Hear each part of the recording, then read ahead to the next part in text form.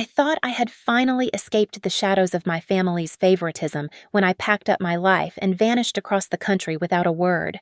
For 8 months, I'd built something real in Denver, a quiet apartment overlooking the Rockies, a steady job, mornings that belonged to me alone.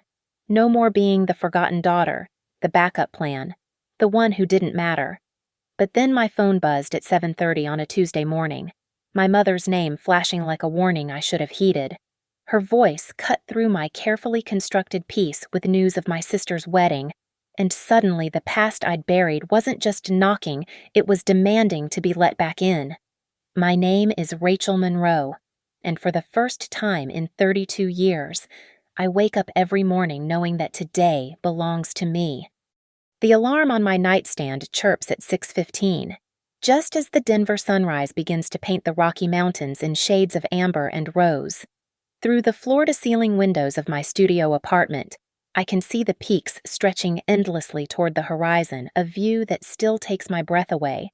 8 months after I drove my Honda Civic across 3 state lines with nothing but 2 suitcases and a bank account I'd been secretly building for 2 years. My apartment sits on the 4th floor of a converted warehouse in the Rhino district, all exposed brick and industrial beams that the landlord calls rustic charm. It's barely 600 square feet, but every inch of it is mine. The galley kitchen where I make my morning coffee and a French press I bought myself. The Murphy bed I pull down each night without having to ask anyone's permission. The small desk by the window where my laptop sits, still warm from the late-night freelance projects that supplement my day job. I pad across the polished concrete floors to start my ritual. Coffee first, a dark roast from a local roastery called Corvus, that grinds beans with the precision of a Swiss watch. While it steeps, I do 20 minutes of yoga on a mat I unroll in the space between my bed and the exposed brick wall. The silence is profound here, broken only by the distant hum of traffic on Brighton Boulevard and the occasional whistle of a freight train carrying cargo toward the mountains. By 7:30, I'm dressed in the kind of clothes I never could have afforded back in Ohio, a charcoal blazer from Nordstrom Rack, dark jeans that actually fit, boots that don't leak when it rains. My reflection in the bathroom mirror shows a woman I'm still getting used to haircut in a sleek bob instead of the ponytail I wore for years out of convenience. Skin that's lost the gray pallor of someone who spent too much time walking on eggshells. The commute to Next Core Systems takes exactly 18 minutes on the light rail, a gleaming train that cuts through downtown Denver like a silver arrow. I found the job 3 weeks after arriving in the city, when my savings account was starting to make me nervous and I was living on ramen noodles and the free coffee in hotel lobbies. Next Core isn't Google or Apple, but it's solid a mid-sized tech company that develops logistics software for supply chain management, the kind of work that pays well and doesn't require me to explain why I don't have any professional references from my hometown. My cubicle sits in a sea of identical workspaces on the 15th floor, but I've made it mine with a small succulent named Gerald and a framed photo of the flatirons I took during a weekend hike. My manager, Dave, is a laid-back guy in his 40s who wears flannel shirts year-round and judges people by their code quality rather than their family connections. My co-workers invite me to happy hours at breweries with names like Great Divide and Odell, where we argue about JavaScript frameworks and whether the Broncos have a shot this season. This is what normal feels like. I think as I settle into my desk chair at 8:45 each morning. Normal people go to work and their colleagues remember their birthdays. Normal people get promoted based on merit rather than being someone's second choice. Normal people don't spend their lunch breaks wondering if their family has noticed they're gone. For 8 months, I've built this life piece by piece. Saturday mornings at the Cherry Creek Farmers Market, where I buy heirloom tomatoes and bread from a woman who knows my name. Sunday hikes in the foothills with a group I found through Meetup, where conversation flows easily and no one asks why I moved to Colorado alone. Evenings spent reading in Washington Park while food trucks line up along the street, filling the air with the scent of kimchi tacos and artisanal grilled cheese. I've discovered that I'm funny when I'm not walking on eggshells, that I'm good at my job when no one's comparing me to a golden child, that I can make friends when I'm not carrying the weight of being the family disappointment. The silence from Ohio has been the most beautiful sound I've ever heard. No phone calls asking me to fix things I didn't break. No last-minute demands to drop everything for someone else's crisis. No reminders that I'll never quite measure up, no matter how hard I try. But even as I type lines of code and debug software glitches, even as I plan weekend trips to Aspen and Boulder, there's a part of me that knows this piece is fragile, that the past has a way of finding you no matter how far you run, no matter how carefully you've covered your tracks. I just never expected it to come calling on a Tuesday morning in October, when the aspen leaves were turning gold and I was finally starting to believe I was free. The call came at 7:32 on a Tuesday morning, just as I was locking my apartment door and heading to catch the light rail. My phone buzzed against my palm, and when I saw Mom flashing on the screen, my first instinct was to let it go to voicemail. 8 months of radio silence, and now she wanted to talk. But something made me answer. Maybe it was the muscle memory of 29 years of conditioning, the Pavlovian response to drop everything when my family called. Or maybe it was morbid curiosity what could possibly be important enough to break the silence I'd worked so hard to create. Rachel. My mother's voice cut through the crisp October air like a blade. No hello. No how are you. No acknowledgement that she was calling a daughter who'd vanished from her life without a trace. Just my name, spoken with that familiar tone of barely controlled irritation that meant I was already disappointing her and the conversation hadn't even started. Hi, Mom. I stopped walking, letting other commuters flow around me on the sidewalk like water around a stone. My stomach clenched with the old familiar anxiety, the feeling of being perpetually in trouble for crimes I couldn't name. We need to talk.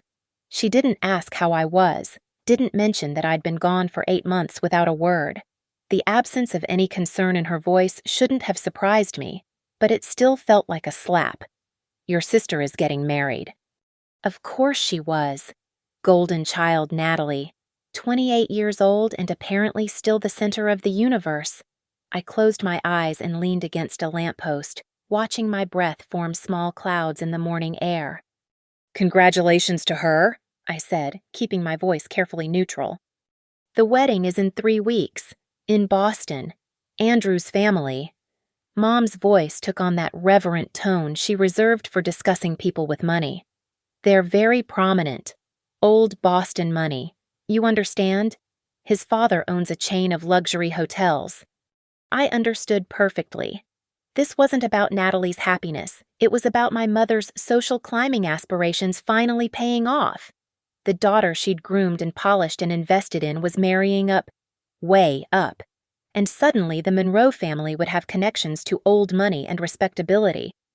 That's wonderful for them, I said, checking my watch. If I missed the 7:45 train, I'd be late for the 10 o'clock meeting with the client from Portland.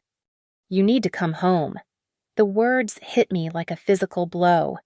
For the wedding, the Ashworth family. Andrew's family, they're expecting to meet Natalie's entire family. They've heard about you, of course, and they're looking forward to seeing what a close, loving family Natalie comes from. The irony was so thick I could taste it. A close, loving family that hadn't noticed when one of its members disappeared for 8 months. I'm not coming, I said, the words spilling out before I could stop them. I live in Denver now. I have a job, a life. Denver. Mom's voice spiked with genuine surprise. What are you doing in Denver? When did you move to Denver? The question hung between us like a smoking gun. She didn't know. 8 months I'd been gone, and my own mother didn't know where I was living. The realization should have been liberating, but instead it felt like being punched in the stomach all over again. I moved here in February, I said quietly, 8 months ago. The silence stretched so long I thought the call had dropped. When she spoke again, her voice had that dangerous edge that meant she was about to make this my fault somehow. Why didn't you tell us your father and I have been wondering why you've been so distant lately? Distant. As if I'd been screening calls instead of completely relocating my entire existence to another time zone. As if they'd been calling at all. I needed space, I said. which was the understatement of the century. Well, whatever phase you're going through, you need to snap out of it. Her voice hardened into the tone she used when she was done pretending to care about my feelings. This wedding is important, Rachel. More important than your little adventure in Colorado. Andrew's family needs to see that Natalie comes from a stable, loving home. They need to see that we're the kind of people who raise successful daughters. Successful daughters, singular, not plural. What if I don't want to come? The question came out smaller than I intended, but I was proud of myself for asking it at all. Don't be ridiculous. She dismissed my autonomy with the casual cruelty I remembered so well. Of course you're coming. You're her sister. Family shows up for family. Rachel, that's what family means. Family means showing up, but apparently it doesn't mean noticing when someone disappears for 8 months. It doesn't mean calling to check if your daughter is alive, or asking about her new job, or expressing any interest in the life she's built 3 states away. I have to go, I said, watching the 7:45 train pull into the station across the street. I'm going to be late for work. Work. She said it like I'd claimed I was late for my coronation as Queen of Mars. Rachel, this is your sister's wedding. This is more important than whatever little job you have in. Where did you say you were again? Denver, I repeated. And it's not a little job. It's my career. We'll discuss this later. I'll call you tonight. And Rachel. Her voice softened just enough to sound like the mother I'd once hoped she could be.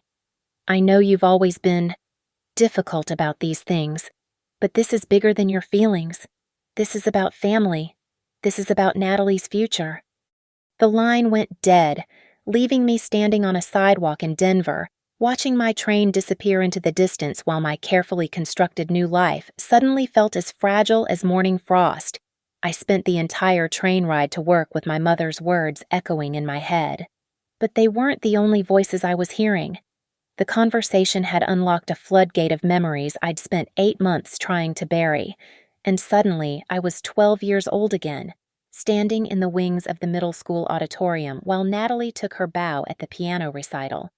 I had won the regional science fair that same week, 3rd place out of 200 entries for my project on water purification systems, a topic I'd chosen because I'd read about the crisis in Flint and wanted to understand how to fix it. I'd spent months researching, building prototypes in our garage, testing and retesting until my fingers were permanently stained with pH strips and my notebooks were filled with calculations that made my math teacher proud. But the night of Natalie's recital, my blue ribbon sat forgotten on the kitchen counter while Mom fussed over Natalie's hair and Dad adjusted the camera he'd bought specifically for the occasion. When I mentioned that the local newspaper wanted to interview me about my project, Mom had waved me off with barely a glance. Not tonight, honey. Tonight is about your sister. Every night was about my sister. The memories kept coming as I sat in my cubicle, pretending to review code while my mind drifted back to Ohio. High school graduation, where I'd been valedictorian, but Natalie was prom queen. The acceptance letter to Ohio State that arrived the same day Natalie got waitlisted at her dream school, Oberlin. I could still remember the exact moment my college fund evaporated Dad pulling me aside after dinner, his face apologetic but resolute.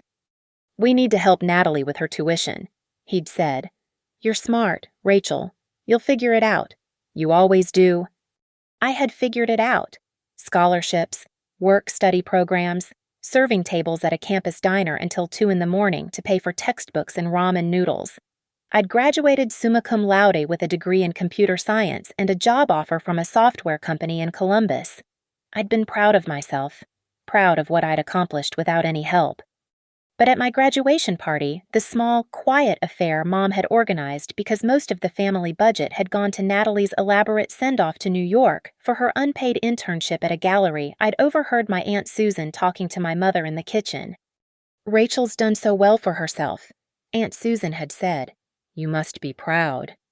Oh, of course, Mom had replied, but her voice lacked conviction. Though I do worry about her. She's always been so independent, so determined to do everything the hard way. I just hope she doesn't end up alone. The implication was clear. My independence was a character flaw, my self-reliance a sign that something was wrong with me. Natalie, who still called home every day at 26 to ask Mom's advice on which shoes to wear, was the ideal daughter. I was the problem child who insisted on making her own way in the world. I remembered birthdays where my gifts were afterthoughts, gift cards hastily purchased while Natalie's presents were carefully chosen, wrapped in expensive paper, presented with ceremony. I remembered Christmas mornings where the living room overflowed with boxes for Natalie while my corner held a modest pile that somehow always felt like consolation prizes. But it was the small moments that hurt the most. The way Mom's face would light up when Natalie called, but she'd answer my calls with distracted multitasking. The way Dad would drop everything to help Natalie move apartments or fix her car. But when I'd asked for help painting my first apartment, he'd said he was too busy with work. The way family conversations would revolve around Natalie's job at the art gallery, her boyfriend troubles, her latest creative project, while my promotion at the software company warranted a brief, "That's nice, dear," before the subject changed back to more important matters. I'd started to feel like a supporting character in my own family's story, the responsible one who could be counted on to show up, help out, fade into the background when more interesting people entered the scene. I was the dependable daughter who didn't need attention, didn't require coddling, could be safely ignored because I'd handle whatever came my way. The breaking point had come last Christmas. I'd driven 4 hours through a snowstorm to spend the holidays in Ohio, bringing carefully chosen gifts I'd spent weeks selecting. But the entire weekend revolved around Natalie's dramatic breakup with her boyfriend Marcus, a pretentious sculptor who'd dumped her via text message 2 days before Christmas. While Natalie sobbed on the couch, surrounded by tissues and sympathy, I'd helped Mom cook dinner, cleaned up afterward, organized the gift-wrapping supplies, and listened to the same story about Marcus's callousness repeated 17 times. When I'd tried to share news about the promotion I'd earned senior developer with a 20% raise, Dad had patted my shoulder absently and said, "That's great, honey," before turning back to comfort Natalie. On Christmas morning, I'd watched my family lavish attention on my sister's broken heart while my own accomplishments went unnoticed. I'd sat in their living room, surrounded by people who shared my DNA but seemed to barely see me, and realized that I could disappear and it would take them months to notice. So I decided to test that theory. I'd started planning my escape that very week, found the job in Denver through a headhunter who specialized in remote relocations, searched for apartments online during my lunch breaks, quietly transferred my savings to a new account at a Colorado bank. I'd been methodical, careful, determined to leave no trace of where I was going. On Valentine's Day, a date I'd chosen for its poetic justice, I'd loaded my Honda Civic with everything that mattered and driven west while my family was probably wondering why Natalie hadn't gotten any roses from her latest boyfriend. It had taken them 8 months to notice I was gone. 8 months to realize their supporting character had left the stage. And even now, the first time they'd called, it wasn't because they missed me or worried about me or wanted to know how I was doing. They needed me to play my role one more time, the dutiful sister who showed up on cue to make their family look complete for an audience that mattered more than I ever had. The assault began 3 hours after I hung up on my mother. My phone buzzed at 11:15 with a text from Dad, short, clipped, and utterly predictable in its assumption that I would comply. "Your mother told me about the wedding situation. Book your flight for the 20th. We'll discuss this when you get home. Dad." Not a question, not a request, a command, delivered with the same tone he'd used when I was 8 years old and tracking mud through the house. The fact that I was a 32-year-old woman with my own life apparently hadn't registered with him any more than my 8-month absence had. I deleted the message without responding and tried to focus on the code review I was supposed to finish before lunch, but my phone had other plans. Buzz, another text from Dad, "Rachel, I expect a response." Buzz, "Mom this time. I've been thinking about what you said this morning, and I realize you're just overwhelmed. It's natural to feel anxious about big family events, but running away to Colorado isn't the answer, sweetheart. Sweetheart. She hadn't called me sweetheart since I was 12. Buzz. We can discuss therapy when you get home if you think that would help. Therapy. Because obviously, the problem was my mental health, not their complete inability to see me as anything more than a prop in their perfect family tableau. I turned my phone face down and tried to concentrate on work, but the buzzing continued like a swarm of electronic wasps. By lunchtime, I had 14 unread messages. By 3 o'clock, it was 26. My coworkers started giving me concerned looks as my phone vibrated incessantly on my desk.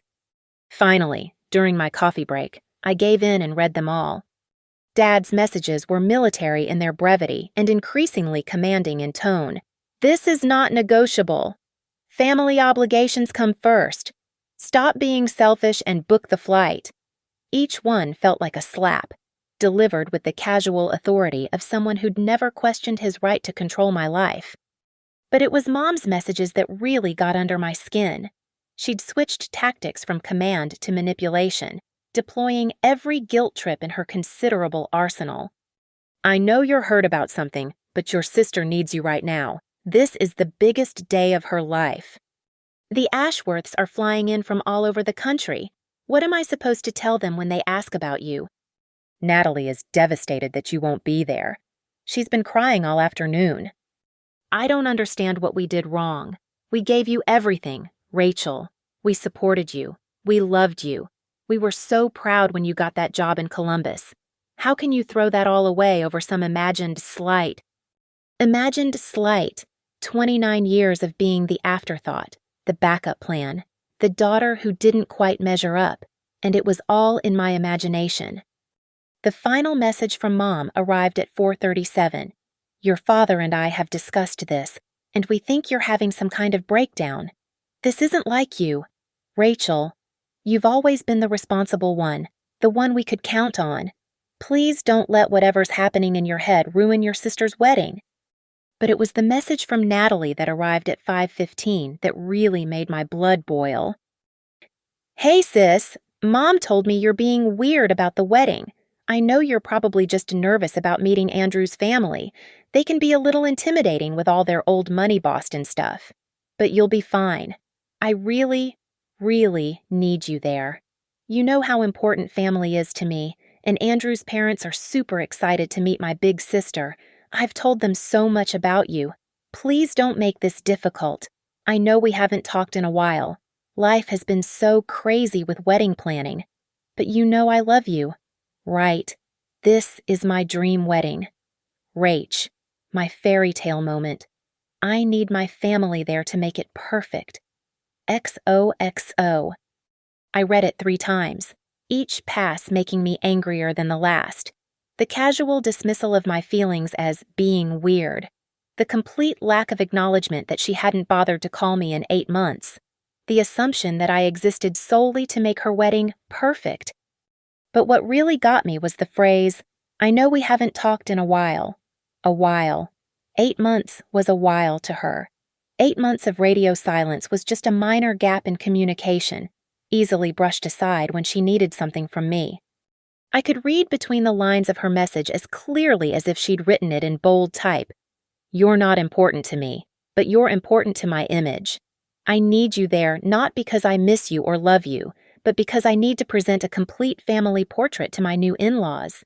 You're a prop in my wedding photos, not a person with feelings and autonomy. The phone buzzed again. Another message from Mom. Natalie just called me crying. She says you're not responding to her messages. How can you be so cruel to your own sister? Then, Dad, this has gone far enough. You will be on a plane by Friday or there will be consequences. Consequences. What consequences could he possibly threaten me with? I was financially independent, living in another state, completely self-sufficient. What was he going to do? Ground me. But even as I thought it, I felt that old familiar knot of anxiety in my stomach. The conditioning ran deep. 32 years of training to be the good daughter, the obedient daughter, the daughter who didn't cause trouble. 32 years of being told that family came first, that my individual needs were selfish, that my role was to support and accommodate everyone else's dreams while keeping my own small and manageable.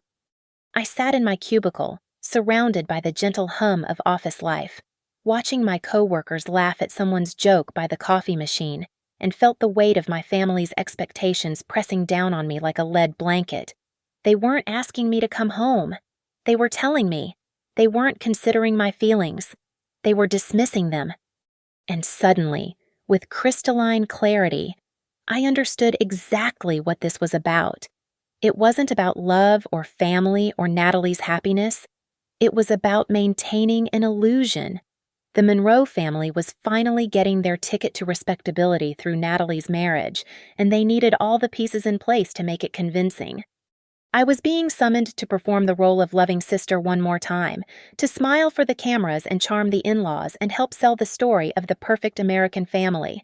My absence would be a crack in their carefully constructed facade, a hint that maybe the Monroes weren't as harmonious and loving as they pretended to be. For the first time since that phone call at 7:32 that morning, I smiled. They needed me.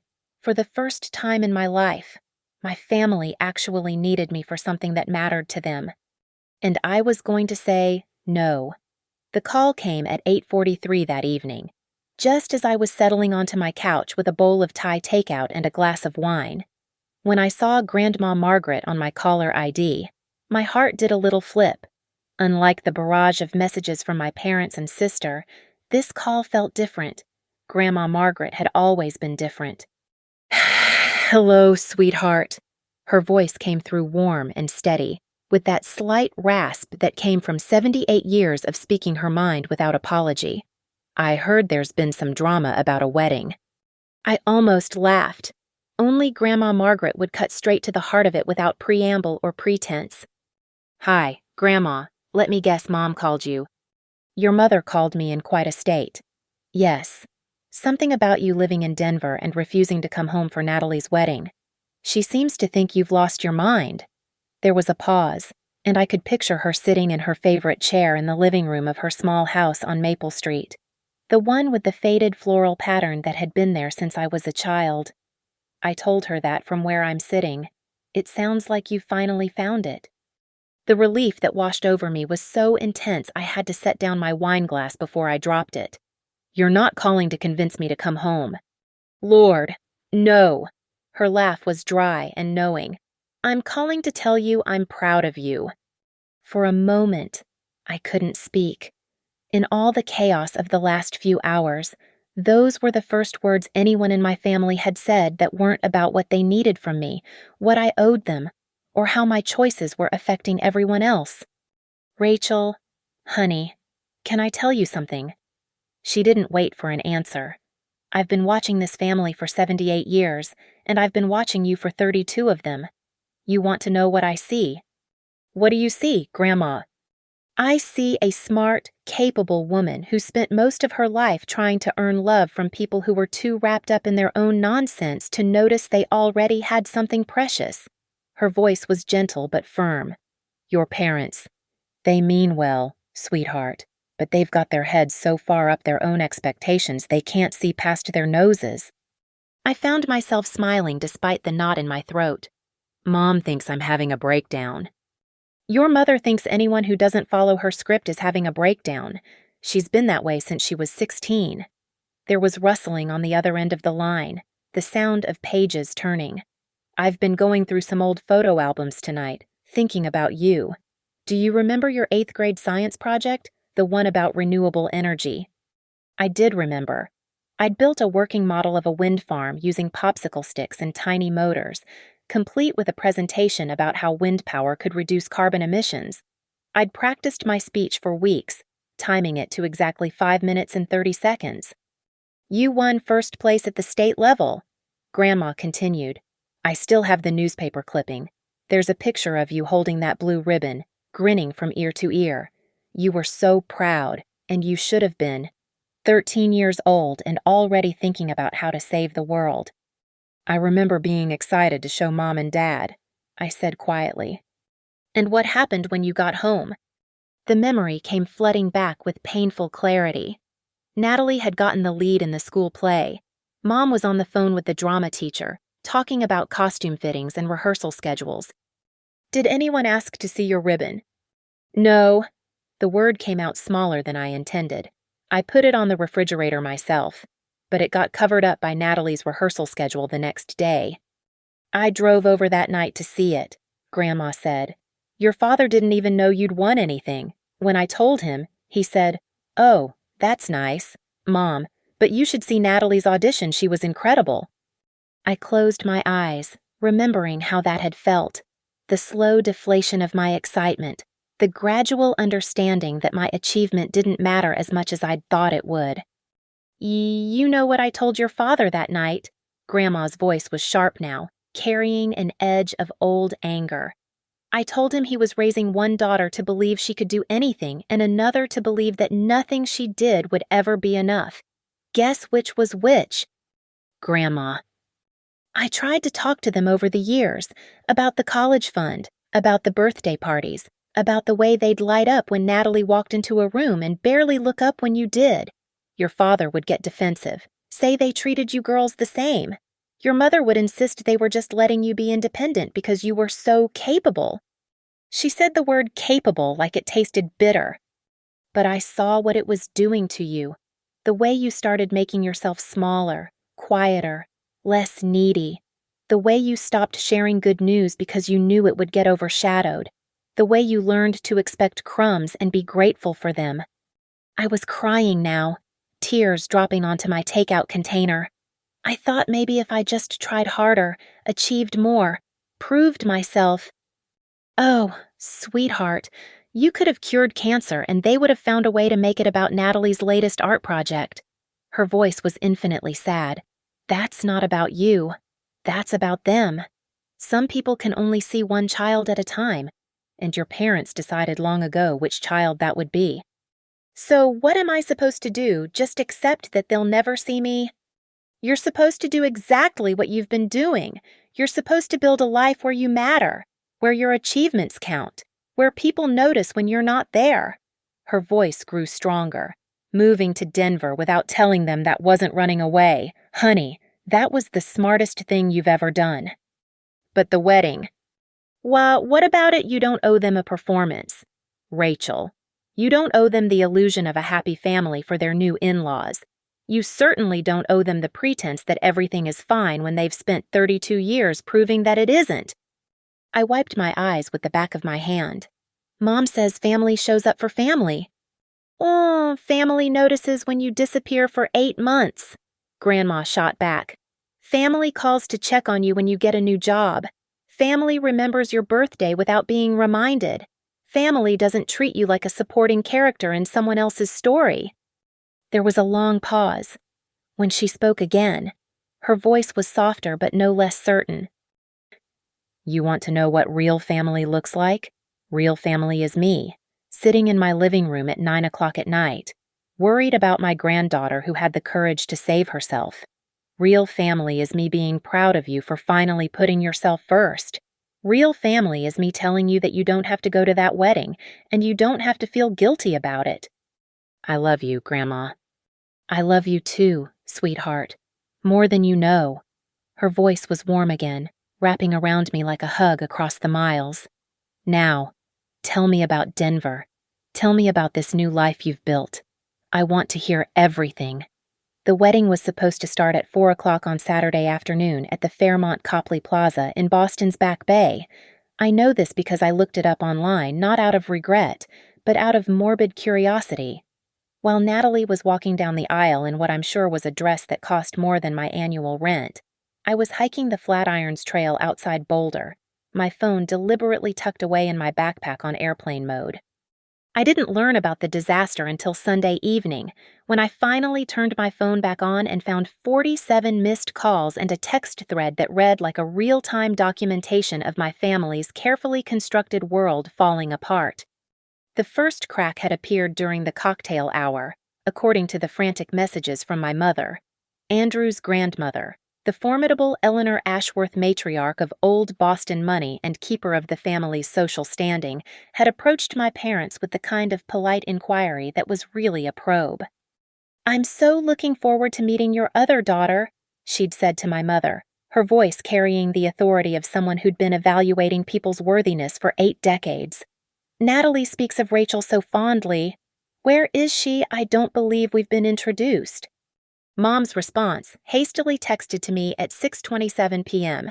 Had to tell Mrs. Ashworth you were delayed. Flight issues. She's asking detailed questions about you, where you work, what you do. I'm running out of excuses. By 7:15, the fiction was becoming harder to maintain. Andrew's uncle, a federal judge with the instincts of a prosecutor, had cornered my father near the bar. Strange that Rachel couldn't make it, he'd observed. Natalie mentioned she's very close to her sister. Must have been quite an emergency to miss something this important. Dad's text to me was terse. This is getting embarrassing. People are asking questions. But it was Andrew's mother, Patricia Ashworth, who delivered the killing blow. She'd pulled Natalie aside during the dinner service, her concern wrapped in the kind of genteel politeness that Boston Brahmin families wielded like a scalpel. Darling, she'd said, according to Natalie's increasingly hysterical messages, I hope everything is all right with your family. It's just, well, in our family, we believe that family obligations come before everything else. It's rather unusual for a sister to miss such an important occasion, don't you think? The implication was clear, as Crystal families who couldn't keep their members in line weren't the kind of families the Ashworths associated with. Natalie had tried to deflect, spinning some story about my important job and how devoted I was to my career. But Patricia Ashworth hadn't built a social empire by accepting surface explanations. Of course, career is important, she'd replied. But family comes first. Always. I'm sure you understand that, given how you were raised. The subtext was devastating if this is how the Monroe family operated.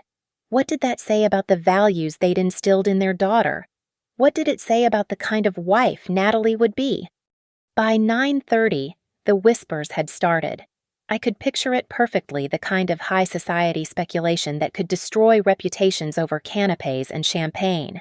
Cousin Margaret murmuring to Aunt Louise about family dysfunction.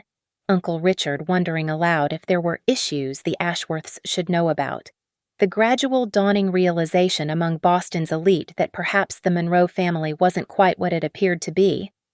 My phone buzzed with increasingly desperate messages throughout Sunday morning. Mom, call me immediately. We need to do damage control. Dad, the Ashworths are having second thoughts. This is a disaster.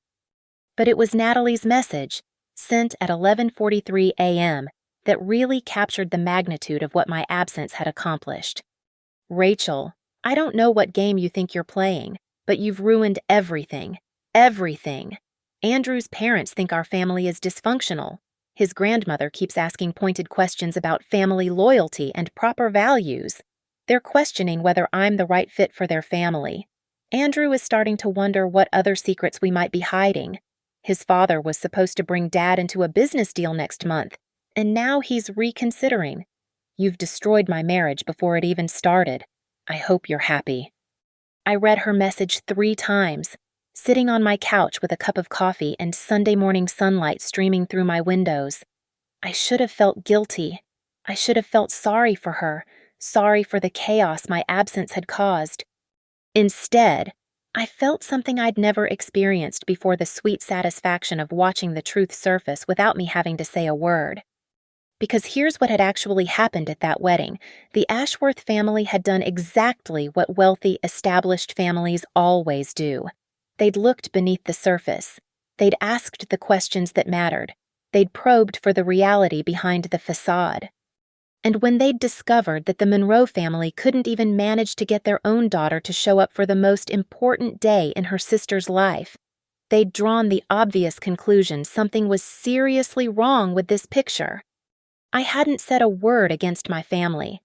I hadn't aired our dirty laundry or told anyone about the years of being overlooked and undervalued.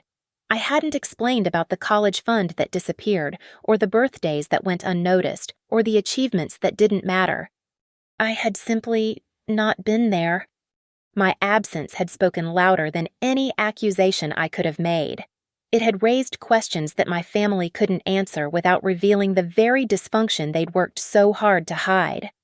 Why wasn't Rachel there?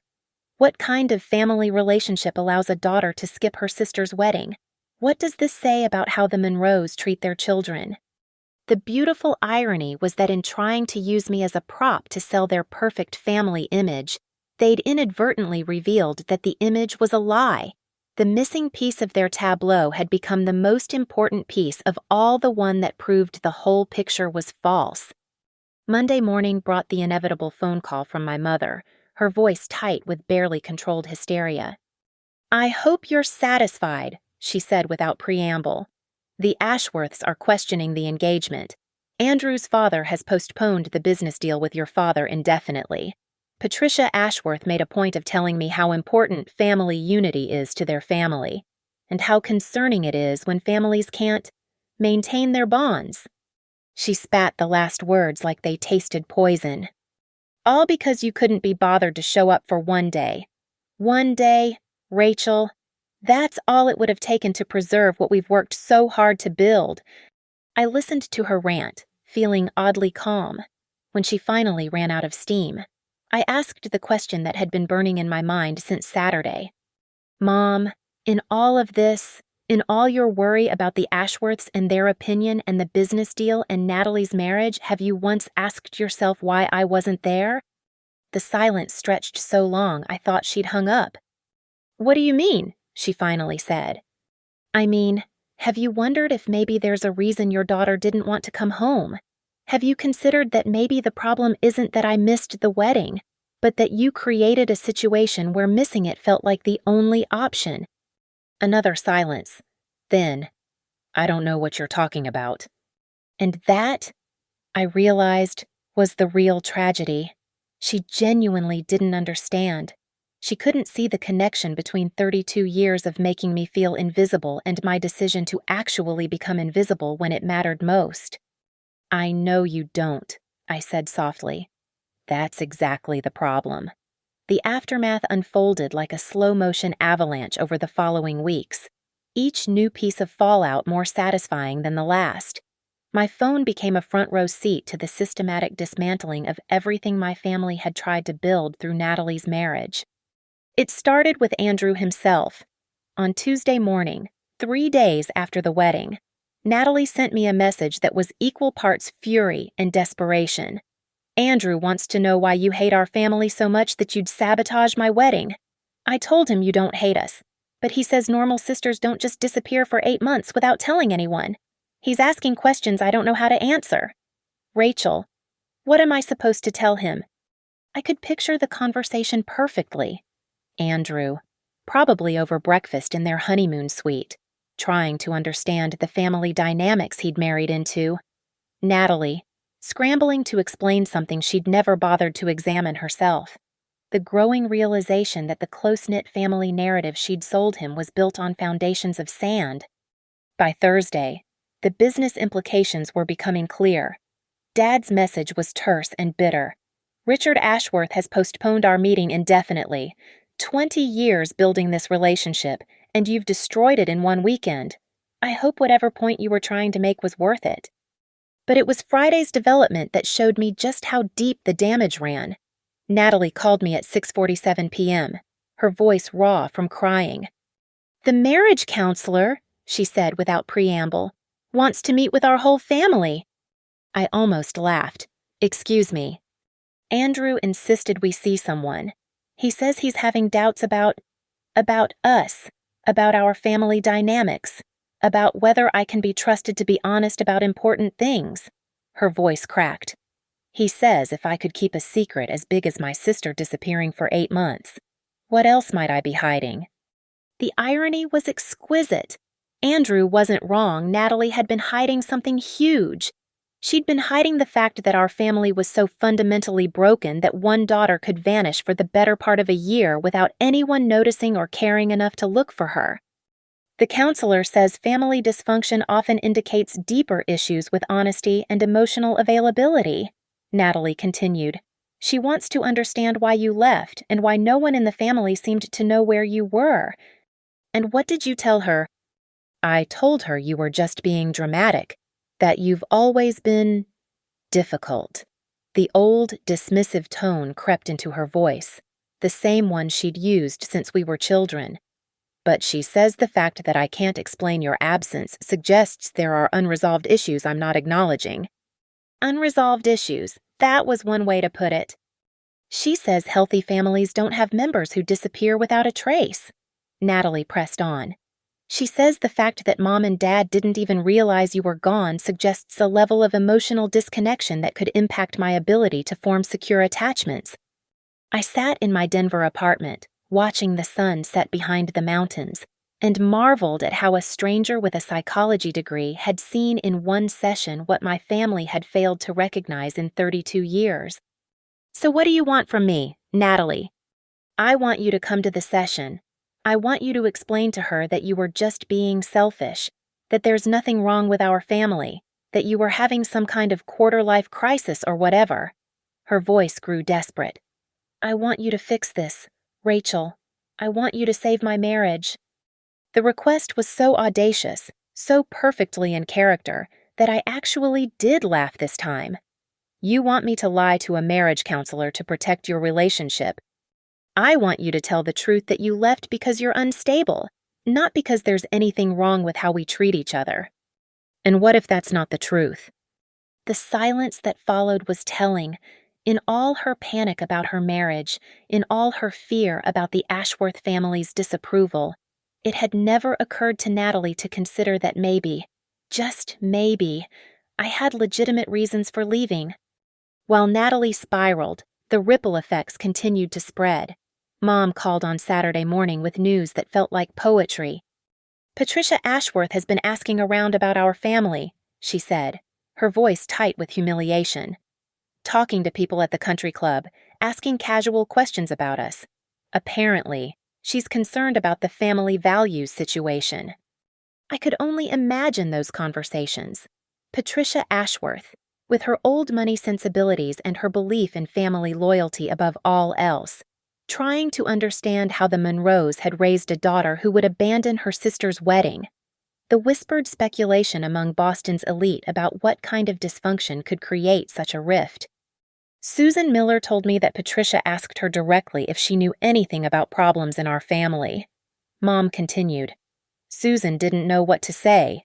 She mentioned that she'd noticed you hadn't been around lately, and Patricia got very interested in that. The investigation was spreading. Patricia Ashworth wasn't just concerned she was conducting due diligence on the family her son had married into, and the more she looked, the more questions she was finding. She asked if we'd had any family therapy, Mom said, her voice barely above a whisper. Can you imagine as if we're some kind of dysfunctional mess that needs professional help? But the most satisfying development came on Sunday evening. Dad called, and for the first time since this whole thing started, his voice lacked its usual commanding authority. The Ashworths want to meet with us, he said. All of us, including you. Me. Patricia says she can't properly evaluate the family situation without understanding all the dynamics. He said the word like it tasted bitter. She wants to hear your side of things. My side of things. After 32 years of having my perspective dismissed, minimized, and ignored, suddenly the matriarch of Boston society wanted to hear my side of things.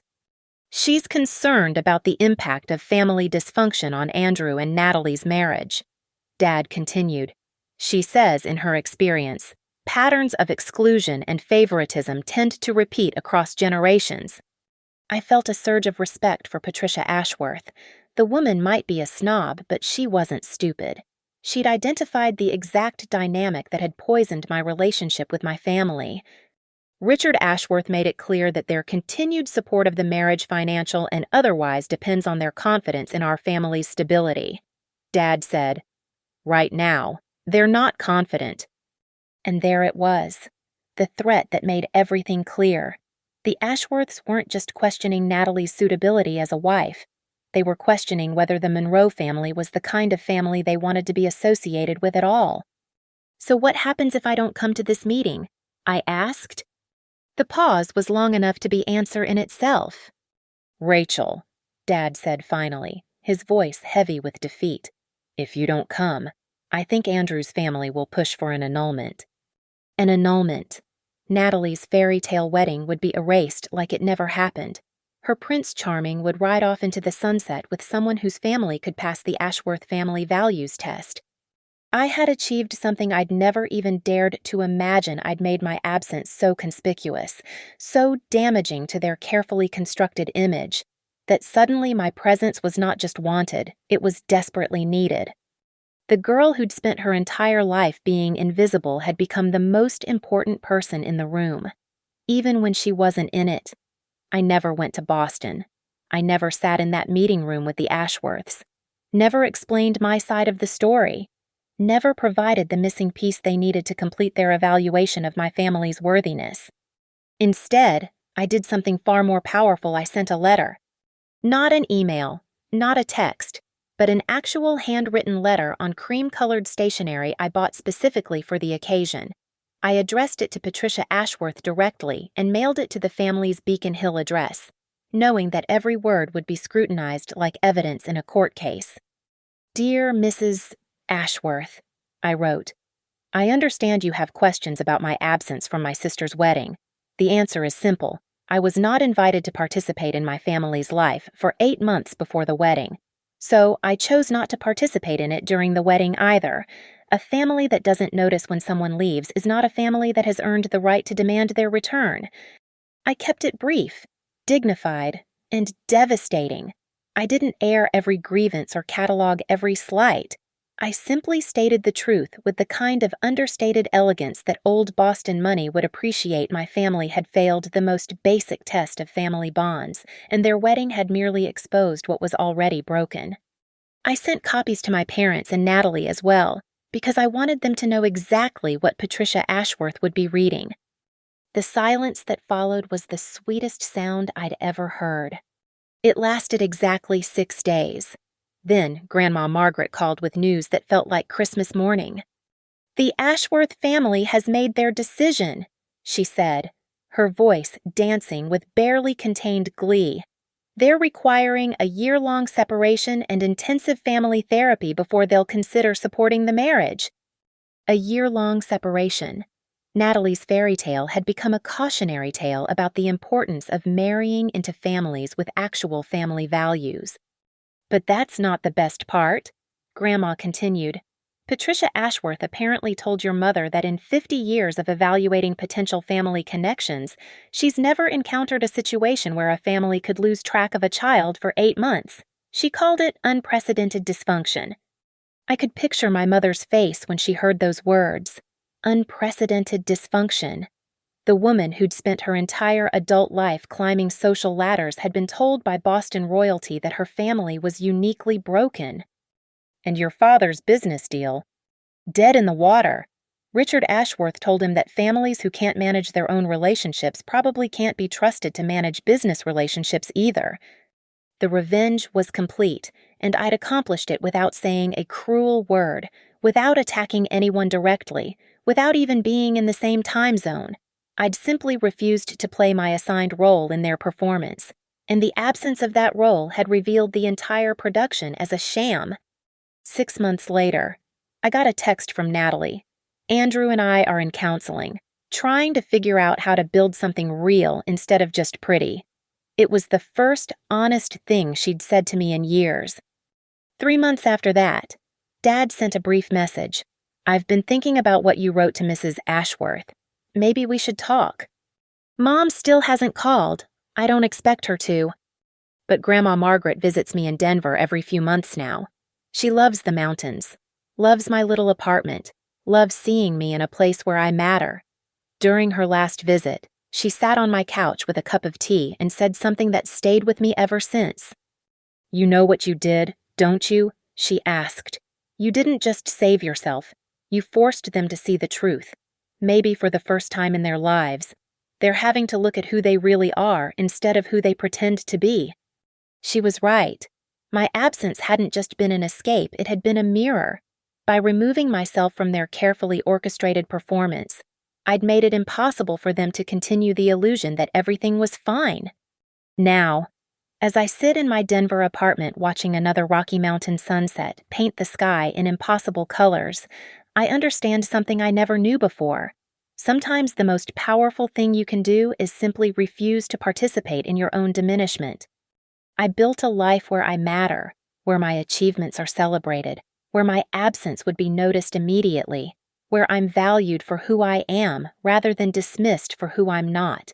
And in building that life, I discovered something my family never taught me. My worth was never dependent on their recognition of it. The girl who spent 32 years being invisible finally learned how to disappear on purpose, and in doing so, became impossible to ignore. Sometimes the best revenge isn't getting even. Sometimes it's getting free. Thank you so much for listening to this story of family dynamics, personal boundaries, and the quiet power of walking away. I'd love to hear from you. Where are you listening to this story? Are you at home, on your commute, taking a break at work? Please leave a comment sharing your thoughts and your location so we can connect with fellow listeners around the world. If this story resonated with you, please consider subscribing to hear more, and feel free to share your own thoughts about family, boundaries, and finding the courage to put yourself first. Your engagement means everything, and I can't wait to hear your perspectives.